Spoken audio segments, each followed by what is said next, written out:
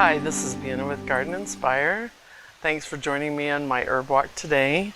This is Serviceberry, and Serviceberry can be found in much of North America, different varieties, but the leaves of this particular one have an oval shape with serration around the edges, and the tree is also sometimes called Juneberry or Serviceberry because often the fruit is ripe in June.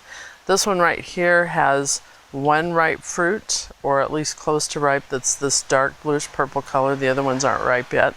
So it can ripen over a period of time. It starts out green, turns to pink, purple, and then the dark blue color.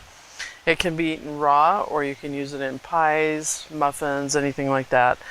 In the wild, it can be in shade. Part shade is most common. It could be in sun. You can plant it in those same conditions in your yard. It's often planted as a landscape plant, and sometimes people don't realize that it's edible. So it can be a small tree or shrub depending on the variety. It has pretty white flowers in the spring, nice orange fall color. Again, this is Serviceberry. If you'd like to see more of my videos, follow my channel below, hit subscribe, give us a thumbs up, and thank you for joining us with Garden Inspire on an herb walk today.